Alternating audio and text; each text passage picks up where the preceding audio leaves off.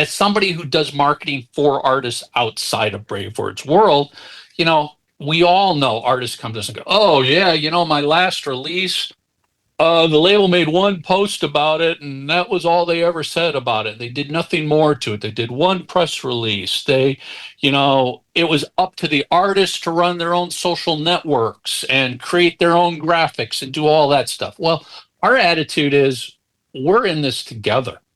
And as long as you, the artist, want to put in equal sweat equity into this relationship, I'll handle your social networks for you if you want. We're not demanding we take them over, but Giles, I would think so far every artist has, except one, has basically said, yeah, take them over. And the one that didn't is because they've got it under good control. But, Yes. you know, we're like, as long as you keep generating news, we'll do as many press releases as we need. We'll do one a month. We'll do two a month. We'll work with you. I'll create the graphics to promote stuff. I'll send them to you, or I'll post them to you. We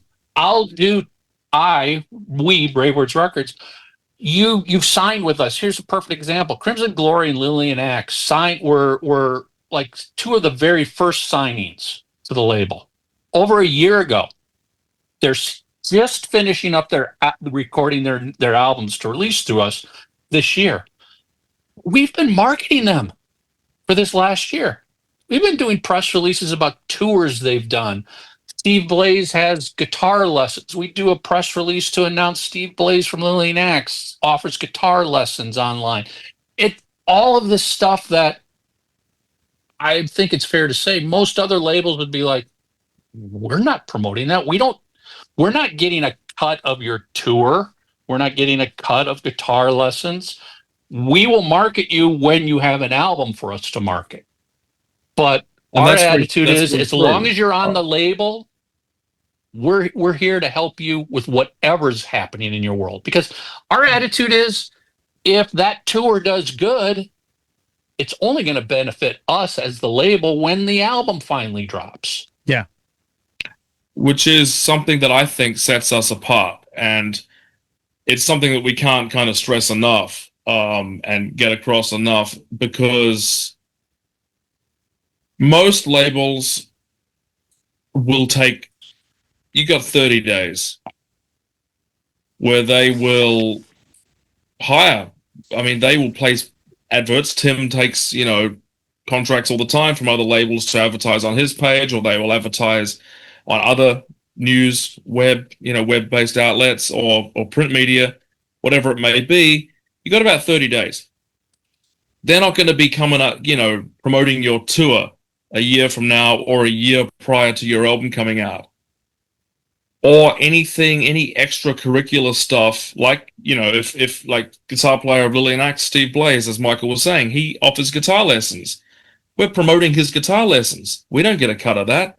That's got nothing to do with the record. It's barely got anything to do with the band, but he's in a band that we signed. So if it's part of his world and part of the Lillian Axe world, we will promote it and we will profile it and we'll put it in front of people. No other label is offering that. They're focused on the release and anything that pertains to the release only.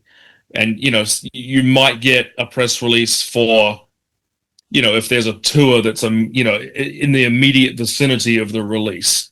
But we want to promote the artist's world and everything to do with them. And as Michael said, as long as they give us content, and that is a point we'll probably get into later, but as long as they give us content and something to work with, there's no timestamp on this. As long as they're a Bravewords Records artist, we will promote them with. And like Michael said, the bravewords.com page that gets 1 million visitors a month plus, it's just right downstairs. We don't have to hire that. We don't have to go to them. We are them. So that's right there at our disposal, as well as, you know, a very good PR reach otherwise, you know, in all manner of other media outlets. I would say that you are lucky to get 30 days after the release. You know, there are a lot of instances where I see I see heavy promotion months in advance of the album. The album comes out and it's like you never existed. Seriously, and that's, I've seen that. It's like the emails just bam, they're gone. Like they vanished in the midair and they stopped coming. Not saying every band is like that or every label, but I've seen a lot and many times where I end up, like, for example, I'll see a million emails about a specific band. And then as soon as that album comes out, you might hear something about it for a week and then you don't hear about it anymore. And weirdly enough, so there's a few record labels out there where not only am I on, the mailing list from whoever their PR people are, but then I sign up for the regular like mailing list as if I'm somebody that, like a consumer, like I'm going to go and buy stuff. Yeah. Cause I wanted to see what is the difference between, between the PR and is the label sending stuff out to people to buy the records. Right. And, what will happen is the PR stuff stops for people like myself. And, some of them, not all, some are better than others, but you'll see where they'll put, the newest release up there for a week. They'll send you out like a mass email to, any music fan that subscribes to it. And you'll see that release on there for about a week. And then it kind of drops down and it's like in the fine print when the next thing comes out. So what they're doing is they're basically shoveling in all these bands, all these releases, trying to hype them up as much as possible, thinking, okay, we just did that. Now that it's out, we don't need to do that anymore. It's just kind of sell itself. And that usually doesn't happen. So then it becomes, okay, well, a lot of bands kind of have to go and start doing that themselves, because what ends up happening then is I'll get an email from people. I won't name, again, I don't want to name names here, but I had a band come up to me one time. The PR's done, the album's out, and they're like, man, it's like my band doesn't exist. And they end up going out and doing a lot of this content themselves and promote themselves. And some of them actually do it better than what the record label did. I've just seen that. So I would say 30 days if you're like a big fish, you probably get that 30 days, maybe a little bit longer. But if you are like a mid-tier or below, if you want to call it whatever you want to call it, I would say probably it's less than that. And then it becomes up to the artist to do a lot of that stuff themselves, unless they go out and hire PR themselves, which I've seen that as well. But for what some of the PR people cost, I can tell you there are people that do a great job, and it's actually worth more than what they are paying. And then you have some that it's like, why would I even pay this person $1? And you're 100% right. I mean, I think that 30-day number is generally all dependent upon how strong were the advanced sales, how many sales were there on release during the release week. Mm-hmm. Is there going to be a tour the following month? If right. An artist has activity, that 30 days might generally get extended. Mm-hmm. What Giles and I are basically saying is at Bravewords Records, as long as you have activity, we're there and in your corner. To your point about artists that are like, okay, well, now I've got to go out and hire my own PR because the label's done. That's a lot of my own marketing company. That's a lot of my clients are that. Mm-hmm.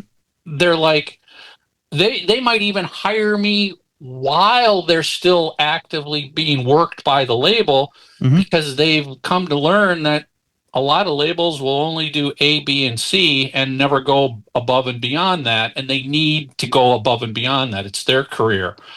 Or they're like, okay, the album just came out. Nothing's happening. It's on us to keep our album alive. Mm-hmm. We need you, Mike, to do PR for us. We need you to help us with videos. We need you to help us with marketing concepts and strategies.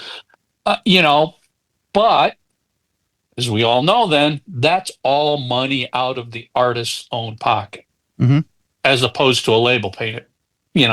And I'll just add the caveat that even when the label pays it at the end of the You day, end up paying it. it's still out of your own pocket because it's this thing called recoupment. And you know, you may be unrecouped $5,000. You're never going to make a penny in royalties or payments from your record label until you're recouped. And I'm not saying that's good or bad. That's the way the business has always been. And honestly, from a business standpoint, you can't argue it. If somebody else is loaning you money to market, release, and promote your album, they rightfully should be able to get their money back first. Yep. I mean, that's just general in any business world, right? I mean, it's just funny that the problem is, you know, it's called an advance. It's called recoupment. It should just be, it's a loan. And here's the loan repayment terms. I mean, let's just call it what it is. Labels loan you money, and that money has to be paid back. Yeah. Like any loan to any bank.